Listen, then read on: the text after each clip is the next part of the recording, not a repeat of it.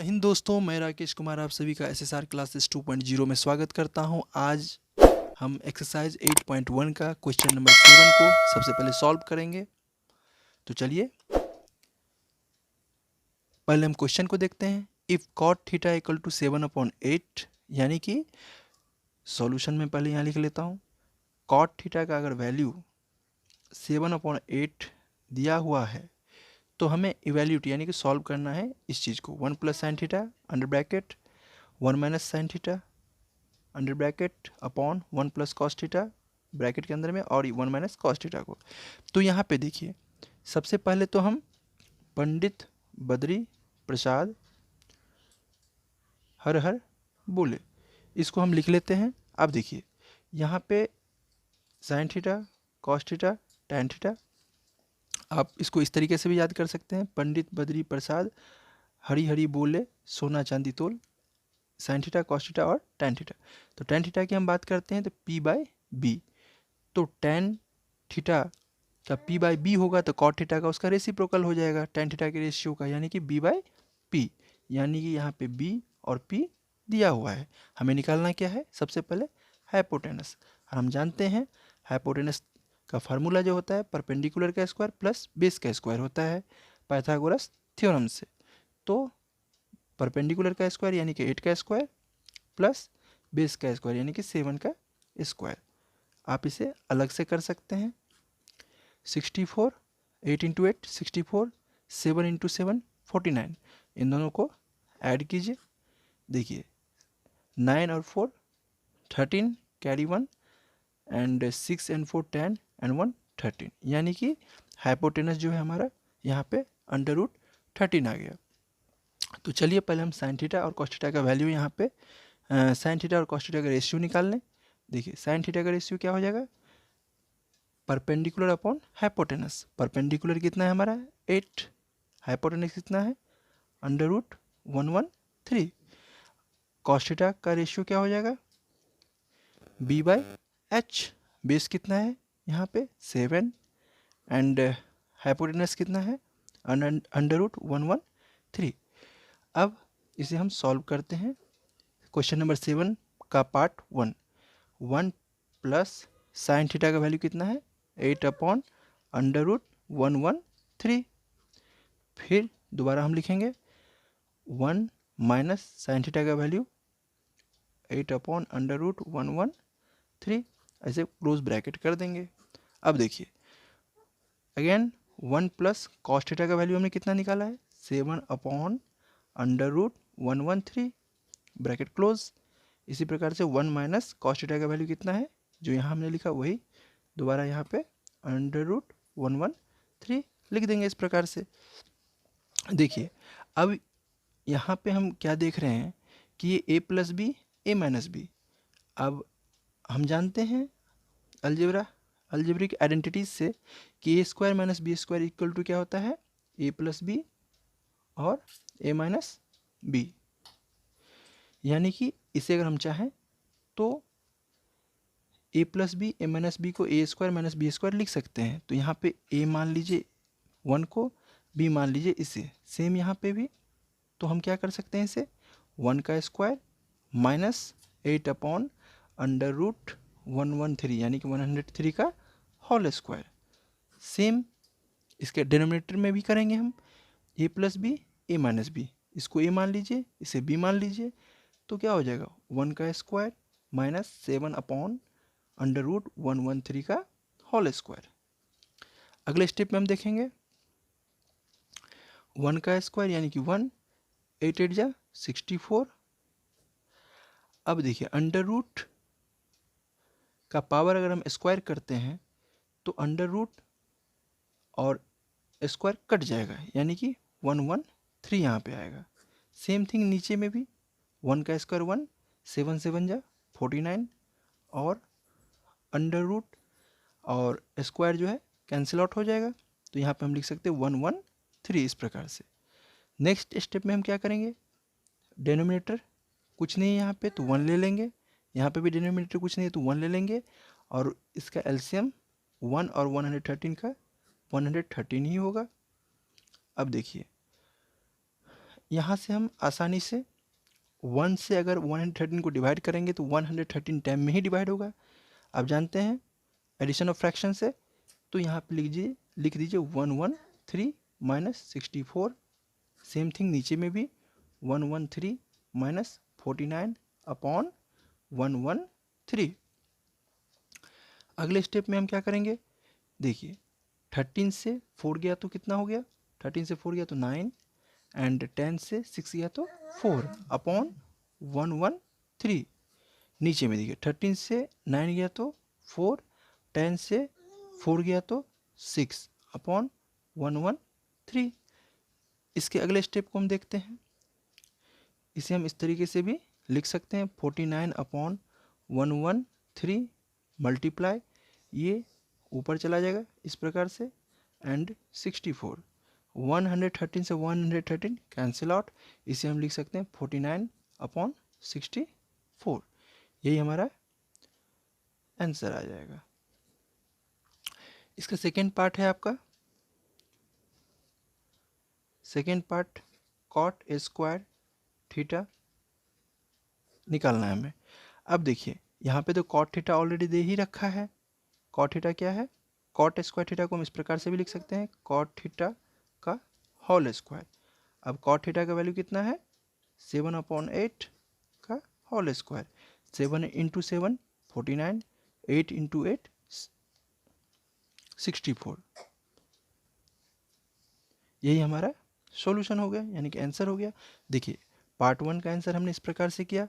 Part 2 तो काफ़ी easy था क्योंकि कॉट थीटा का वैल्यू दिया ही हुआ था, हमें उसका स्क्वायर निकालना था, तो हमने काफ़ी आसानी से इसे सॉल्व कर लिया। चलिए अब हम देखते हैं क्वेश्चन नंबर 8। क्वेश्चन नंबर 8 पहले हम देखते हैं क्या है। If 3 cot a equal to 4 to check whether 1 minus tan square a upon 1 plus tan square a equal to cosec square a minus sin square a। यानी कि लेफ्ट हैंड साइड अगर इसे हम ले लेते हैं तो राइट हैंड साइड क्या दोनों का वैल्यू इक्वल आता है, यही हमें चेक करना है यहाँ पे। तो चलिए सॉल्यूशन शुरू करते हैं। अब देखिए 3 cot a इक्वल टू 4 है, तो इसे हम इस प्रकार से भी लिख सकते हैं cot a इक्वल टू 4/3। यानी कि 3 cot a इक्वल टू 4 है, तो हम इसे cot a इक्वल टू 4/3 भी लिख सकते हैं, इसमें कोई प्रॉब्लम नहीं है। अब cot a इक्वल टू 4/3 हो गया, तो हम जानते हैं कि cot a का रेशियो क्या होता है, बेस अपॉन परपेंडिकुलर। तो यहाँ पे हमें थर्ड दो यानी परपेंडिकुलर बेस तो दिया हुआ है, क्या नहीं है तो हाइपोटेनस नहीं है। तो सबसे पहले हम हाइपोटेनस यहाँ से निकालेंगे, और हम जानते हैं हाइपोटेनस का फार्मूला क्या होता है पाइथागोरस थ्योरम से, परपेंडिकुलर का स्क्वायर यानी कि 3 का स्क्वायर प्लस बेस का स्क्वायर यानी कि 4 का स्क्वायर। अब देखिए 3 का स्क्वायर 9, 4 का स्क्वायर 16, इन दोनों को ऐड कीजिए 25। 25 को हम क्या लिख सकते हैं 5 इंटू 5 अंडर रूट में। अगर किसी भी डिजिट का या नंबर का पेयर बन जाता है तो एक सेम नंबर हम बाहर लेते हैं। स्क्वायर रूट से इन चीज़ों को हम जानते हैं। अब देखिए परपेंडिकुलर बेस एंड हाइपोटेनस तीनों हमारे पास है, तो सबसे पहले हमें tan का वैल्यू चाहिए लेफ्ट हैंड साइड को सॉल्व करने के लिए। तो चलिए लेफ्ट हैंड साइड से हम चलते हैं। यहाँ पे देखिए लेफ्ट हैंड साइड में क्या है 1 minus tan square a upon 1 plus tan square a। तो tan a का वैल्यू यहाँ से क्या होगा, tan a इक्वल टू होता है परपेंडिकुलर अपॉन बेस। हम चाहते तो यहाँ से भी इस चीज़ को आसानी से निकाल सकते थे, cot a है तो tan a के लिए हम लोग 3/4 कर देते हैं, लेकिन यहाँ देखिए cos और sin का भी वैल्यू चाहिए हमें, इसीलिए हाइपोटेनस तो निकालना ही पड़ता। अब देखिए tan a का वैल्यू हमारे पास है 3/4, तो यहाँ पे हम रख देंगे 1 माइनस 3/4 का होल स्क्वायर, और यहाँ क्या हो जाएगा 1 प्लस 3/4 का होल स्क्वायर। सिर्फ हमने वैल्यू पुट किया है। अब चलिए सॉल्व करते हैं।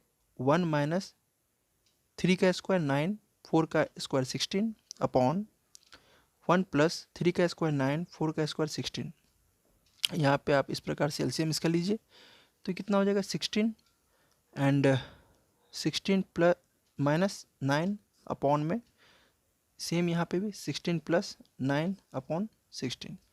अब देखिए 16 से अगर 9 माइनस करते हैं हम 16 से 9 को तो यहाँ 7 अपॉन 16 अपॉन में 16 और 9 को जब हम ऐड करते हैं तो 25 upon 16 implies that 7 upon 16 multiply 16 upon 25। 16 से 16 कैंसिल आउट, 7 अपॉन 25। यहाँ लेफ्ट हैंड साइड को सॉल्व करने पे हमें आ गया है। अब चलिए कॉस राइट हैंड साइड को देखते हैं। यहाँ पे कॉस स्क्वायर ए माइनस साइन स्क्वायर ए। अब कॉस स्क्वायर ए को हम कॉस स्क्वायर ए का सबसे पहले हम रेशियो निकालने की कोशिश करते हैं। यहाँ से देखिए कॉस स्क्वायर यानी कॉस ए का रेशियो क्या होगा, बेस अपॉन हाइपोटेनस।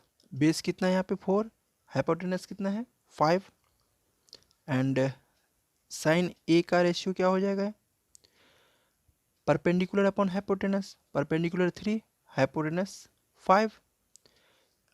कॉस का और साइन का वैल्यू यहाँ पे, रेशियोज का वैल्यू यहाँ पुट कीजिए। देखिए 4 अपॉन 5 का होल स्क्वायर माइनस 3 अपॉन 5 का होल स्क्वायर। अब क्या हो गया, इसे हम क्या लिख सकते हैं, 4 4 जा 16, 5 इंटू 5 25 माइनस 3 3 जा 9, 5 इंटू 5 25। देखिए एलसीएम सेम है, 25 लिख लीजिए। 16 माइनस 9, अब 16 माइनस 9 को हम क्या लिख सकते हैं 7 अपॉन 25। अब देखिए यहाँ लेफ्ट राइट हैंड साइड और लेफ्ट हैंड साइड दोनों इक्वल है, तो यही हमें चेक करना था कि क्या लेफ्ट हैंड साइड में जो वैल्यू 1 माइनस टेन स्क्वायर ए अपॉन 1 प्लस टेन स्क्वायर ए जो दिया हुआ है, राइट हैंड साइड में कॉस स्क्वायर ए माइनस साइन स्क्वायर ए जो दिया हुआ है, अगर इनकी रेशियोज़ के वैल्यूज़ पुट किया जाए यहाँ पे तो क्या ये इक्वल होते हैं या नहीं होते हैं, वही हमें चेक करना था, बताना था। तो हमने यहाँ पे देखा कि लेफ्ट हैंड साइड में जो वैल्यू हमने पुट किया वो 7 अपॉन 25 आया और राइट हैंड साइड में जो वैल्यू हमने पुट किया वो भी 7 अपॉन 25 आया, यानी कि 7 अपॉन 25 इक्वल टू 7 अपॉन 25। हमने इसे चेक कर लिया, दोनों इक्वल ही वैल्यू आ रहा है। चलिए अब हम देखते हैं क्वेश्चन नंबर 9। अब हम देखते हैं ट्रिग्नोमेट्री एक्सरसाइज 8.1 का question number 9। In triangle ABC right angle at B, यानी कि B जो है राइट एंगल पे है। If tan A equal to 1 upon √3 find the value of part 1 and part 2। ये दो क्वेश्चन है, हमें सॉल्व करने हैं। तो हमने क्या किया, tan A equal to 1 upon √3, इसका क्या रेशियो है, परपेंडिकुलर और बेस का। तो हाइपोटेनस हमने यहाँ से निकाल लिया। हाइपोटेनस कितना है हमारे पास 2 है, बिल्कुल इजी है। देखिए परपेंडिकुलर की जगह पे 1 और बेस की जगह पे √3, 1 का स्क्वायर 1, √3 का स्क्वायर 3 होगा क्योंकि ये 2 से अंडर कट गया तो 3 आ गया। इन दोनों को ऐड करने पे 4 अंडर में 4 है तो बाहर 2 आ गया। अब देखिए हमारे पास हाइपोटेनस 2 है एंड बेस √3 है एंड परपेंडिकुलर 1 है। अब सबसे पहले हमें ये देखना पड़ेगा कि पार्ट 1 में क्या क्या हमें चाहिए, यानी कि क्वेश्चन नंबर 9 का पार्ट 1 यहाँ पे देखिए sign A cos C plus cos A sign सी। तो यहाँ से हम देखेंगे, देखिए साइन ए के लिए पहले हम रेशियो निकालेंगे, क्या होगा साइन ए ये हो गया तो इसके सामने वाला क्या हो जाएगा परपेंडिकुलर। तो इसके लिए क्या हम साइन का रेशियो क्या होता है, यही हम याद रखेंगे, पंडित बद्री प्रसाद हर हर बोले। तो अब देखिए पहला साइन कॉस टेन ऐसे लिख देते हैं। साइन का क्या है परपेंडिकुलर अपॉन हाइपोटेनस।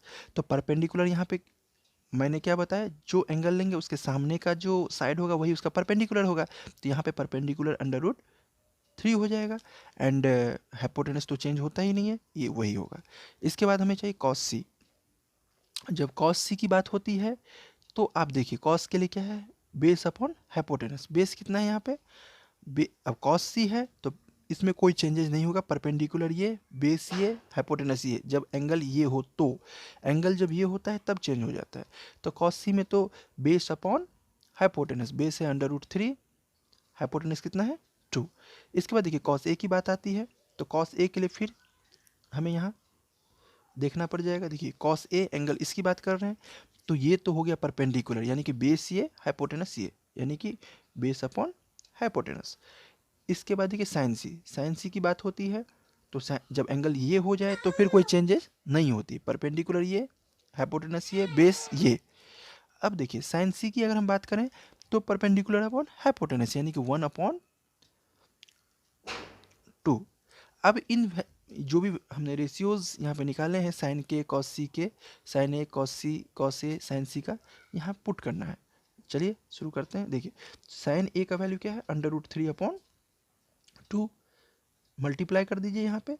कॉस सी का वैल्यू क्या है, √3/2 प्लस का साइन, कॉस ए कितना है 1/2 और साइन सी कितना है 1/2। अब क्या होगा, √3 into √3, 3, 2 into 2 4 plus 1 into 1 1, 2 into 2 4।